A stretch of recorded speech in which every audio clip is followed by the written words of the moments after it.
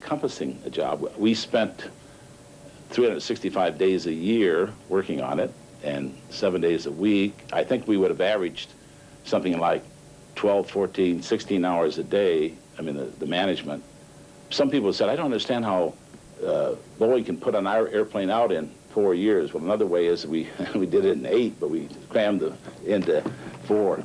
It was a compelling job, and everybody that worked on it was sort of swept up into the enthusiasm for doing it. 26 months ago, as we stood amidst the forest up here at Everett, and the decision was made to go forward with the 747 program, the magnitude of the task that we were faced with really looked formidable. Monday, September 30, 1968. Bill Allen sees his vision realized. We have an airplane now, a remarkable one. Let us move forward to see it in service on the airlines.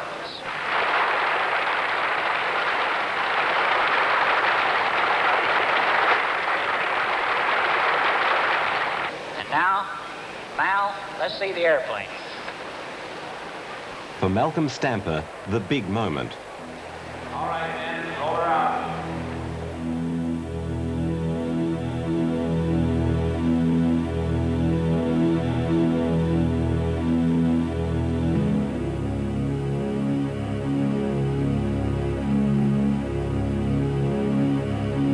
Some people who were there on that day recall that at first the plane didn't look very big until it got closer.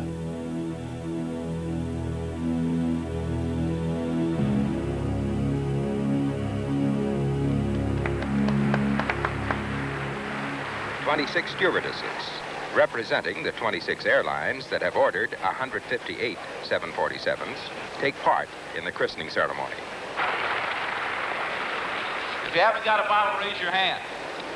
Organising the christening may well have been Malcolm Stamper's most difficult management task. All right, now we're going to christen her, as you know, on the count of 3. Don't do it yet, but on 1, you're going to pick the bottle up. 2, over our shoulders. 3, all the way down. Okay? Now the cadence, and don't break it yet, the cadence is going to be 1, 2, 3. Got it? Okay, wait!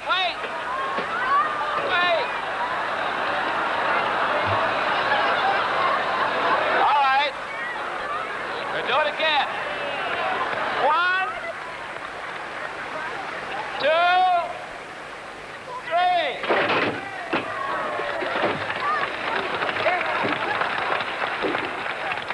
Magnificent. Well done. The 747, in order to get it ready for the traveling public, we really torture the planes. We build 2 airplanes that we destroy in the process.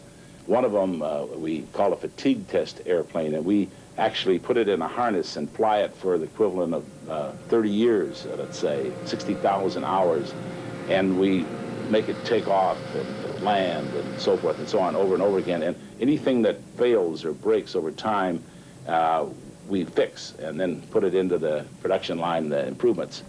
We also take the airplane and break another airplane and break it up in pieces. We want to know what it takes to break a wing. If you take the wing of a 747, you can deflect it 29 feet at the tip before it breaks. And that's quite a scene to watch it when it finally lets go. I mean, it sounds like an explosion.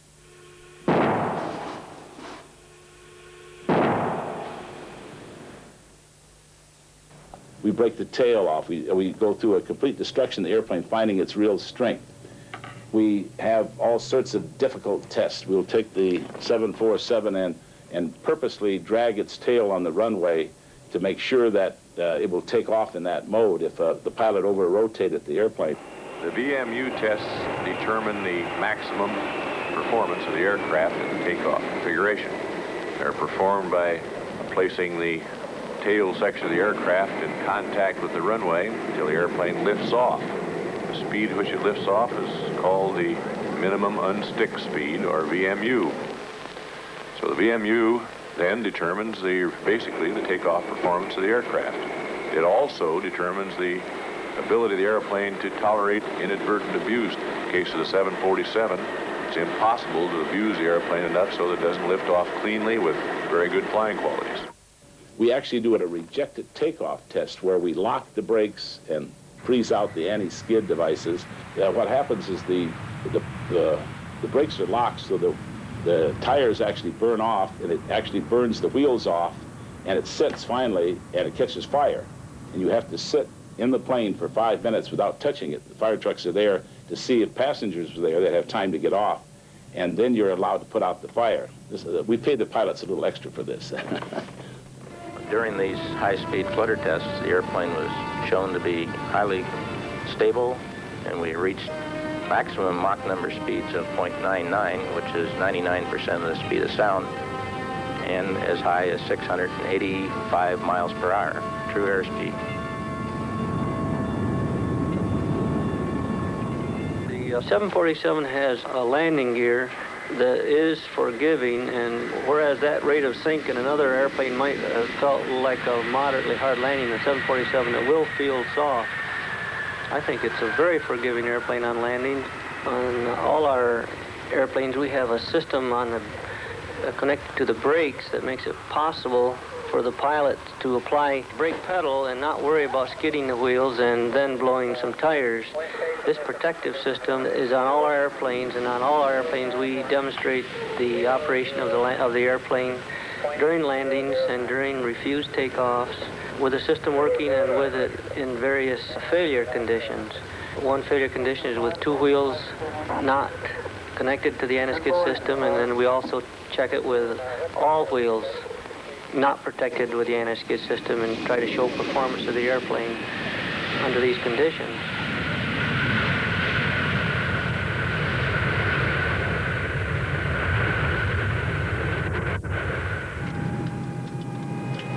I thoroughly enjoy flying the airplane. I get a big charge out of it and enjoy it.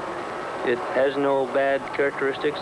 It's an honest airplane, and I'm not just saying that from a sales standpoint. I think it's really a good airplane from a piloting and also from a passenger standpoint. When you get in the airplane, it does seem very high up. Your eye level's approximately 27 feet high above the ground. However, you've got very good visibility looking down, so you can see very close to the nose of the airplane. As far as taxiing, it's much easier than, say, a 707 to taxi. After taxiing around for a little bit, or even the landings or the takeoffs, it seems very normal, and the other airplanes seem like they sit too close to the ground. On December 30, 1969, the flight testing period over, Federal Aviation Authority officials arrive to pronounce judgment on the safety of the aircraft. For the Boeing executives, a revolution in world transport is just a signature away. You know, a stroke of the pen doesn't take very long, but it sure is a big stroke, really. I did sign the airplane flight manual there. I'm going to sign now the production certificate and the production limitation record. This concludes the final type certification board for the Model 747. The outcome of this effort is that we find the Boeing 747 as meeting or exceeding the safety standards developed from the experience of the Federal Aviation Administration.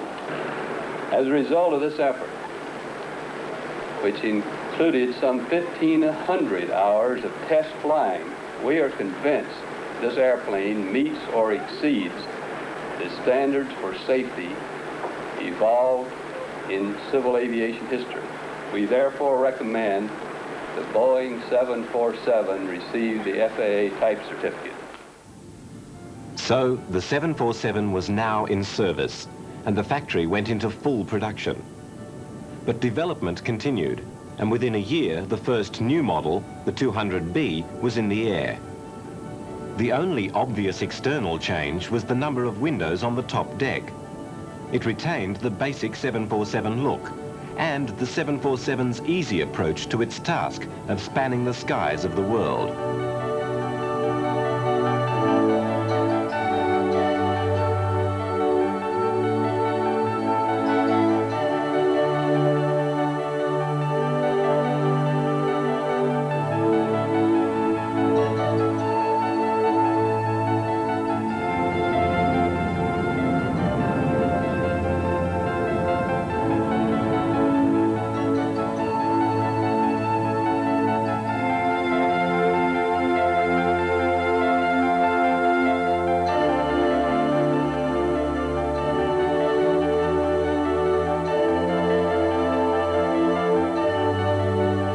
even before the production lines began to roll, another aspect of construction had to be serviced: interior design.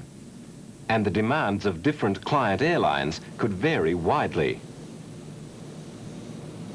This Air India version from the middle 70s represents one of the more exotic approaches to interior decoration.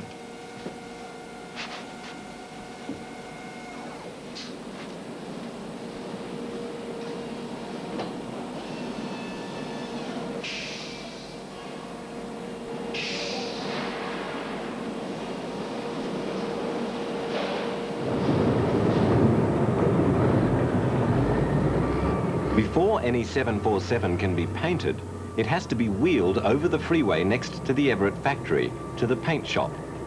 It's a challenging sight for any passing driver unfamiliar with the area.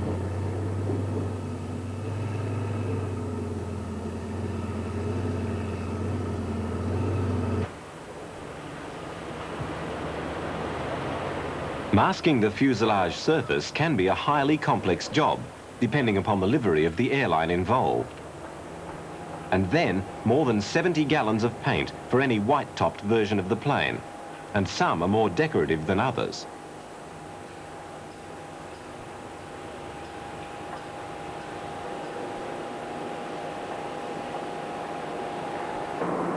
In first class, too, decor can range from simply functional to highly romantic. I think at last count we may have been building 9 or 10 different models of the 747 because you need them for different things. For instance, the Japanese, who had a regional length stage route for the planes flying between their various provinces, wanted a plane that took off and landed quite frequently. So we went in and changed the landing gear and the flap system to accommodate that and called it a short range 747, 747 SR. People wanted to fly freight and passengers, and so we made a part of it. We put cargo doors on the side and allowed them to, put large containers into the aircraft. We had people that wanted to fly nothing but freight, so we built freighters where we open the nose of the airplane up, and you can load these 8 by 8 foot containers that would be the size of a huge truck trailer into the aircraft and fly it, and that has become a large business. We had a plane, the Pan Am, wanted to fly longer distance, farther and faster. So we wanted one that would climb higher and have higher speeds. And so we built an SP, Special Performance it was called, and we took a section of it out, so it was a shorter airplane.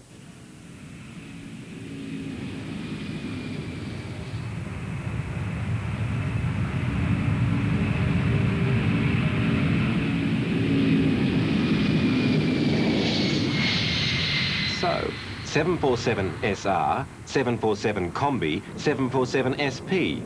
What is the significance of the number 747? Well, Boeing has always had sevens in their aircraft numbering.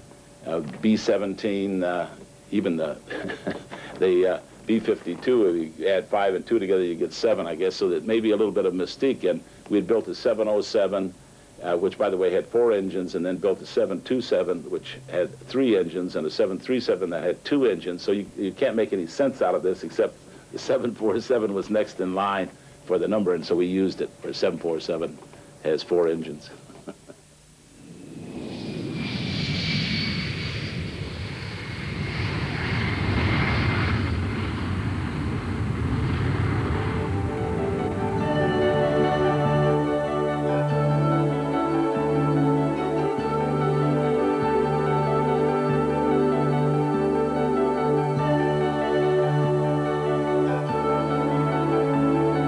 In 1983, the 747-300 came into service.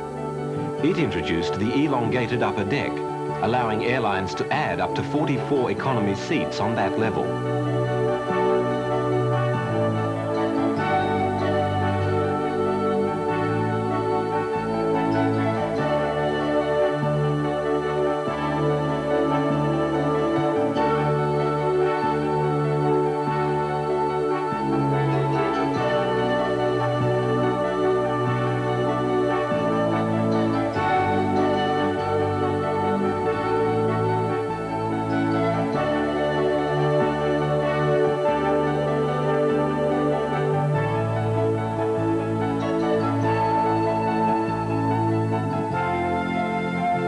Today, the 747 has become the most recognized airplane in the world, and it has brought about a complete revolution in international travel.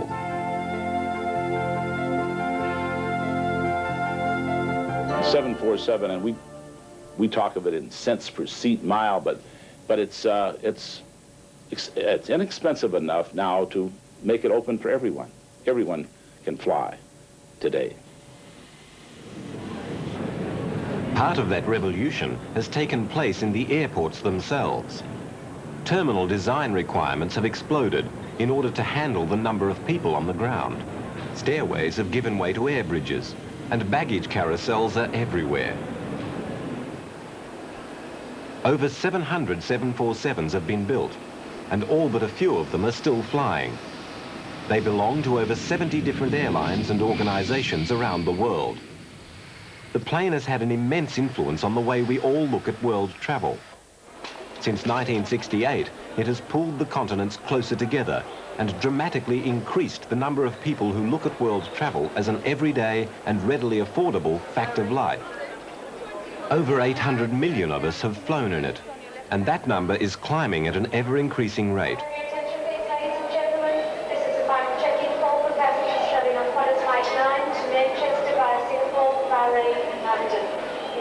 When the 747 was being developed, there were concerns that it would overload airport passenger and baggage facilities and overstress runways and taxiways. It took a while to solve the passenger side of things, and some travelers would contend there's still a problem. But the 747 has never been hard on airport surfaces, placing no more stress on runways than a 707. And while there have been accidents in the air, the overall safety record of the plane is excellent. What started out as our greatest risk turned out to be our greatest reward. The 747 has been a marvelous product for Boeing and for the flying public. It's exceeded our fondest expectations. It's been very effective for us, profitable for us. It's allowed us to have the resources, if you will, to gain the resources to build new airplanes, the 767, the 757, very advanced designs. It's allowed us to put those kinds of improvements back into the 747, and as you'll notice, it has winglets on it now, and of course, if you could get inside the electronics, you'd find it was all digitized and very modern aircraft. So it's what looked like a really big gamble turned out to be a really big gain. The 747-400 has many improvements over previous versions.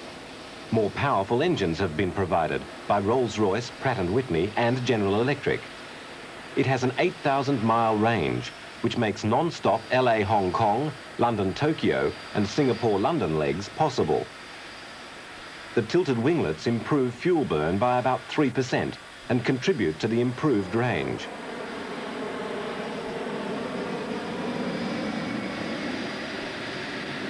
Digital technology has allowed control simplification, and a flight crew of 2 can now handle the plane with no extra strain. New generation materials have allowed weight reduction while at the same time increasing strength.